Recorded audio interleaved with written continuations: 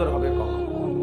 আল্লাহ তাআলা আমাদেরকে সৃষ্টি করেছেন আমাদের জিন্দেগীর সমস্ত কর্মকাণ্ড সুন্দর করার জন্য।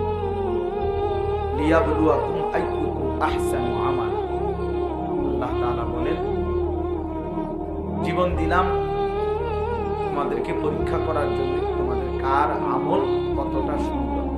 আহসান, আহসান শুধু সংখ্যা বিবেচনা, নামাজ পড়ে ফেলছে 10,000 রাকাত, কিন্তু সূরা কেরাত অশুদ্ধ, দোয়া কালাম অশুদ্ধ, রুকুর তাসবিহ, সেজদার তাসবিহ, আত-তাহিয়াতু অশুদ্ধ, কোনো লাভ নেই। 10,000 না, 10 লক্ষ রাকাতেরও কোনো ফায়দা নেই।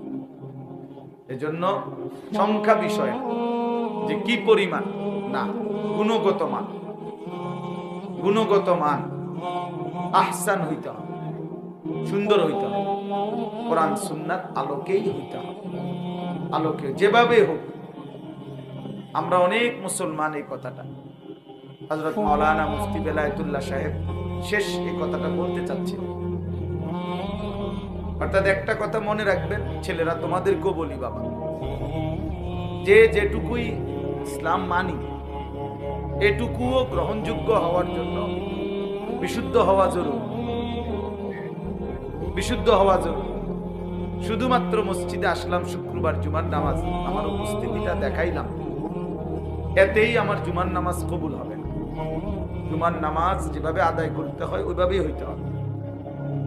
নামাজের সূরা কেরাত ঠিক হইতে হবে।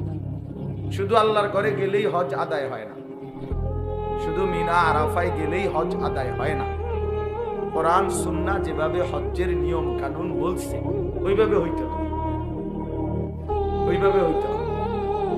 তাইলে শুধুমাত্র উপস্থিতি যথেষ্ট না, যে আমি আসছি তো জুমার নামাজ মসজিদে, না এটাই যথেষ্ট।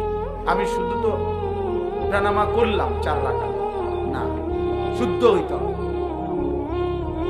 আল্লাহর নবী সাল্লাল্লাহু আলাইহি ওয়াসাল্লাম বলেন,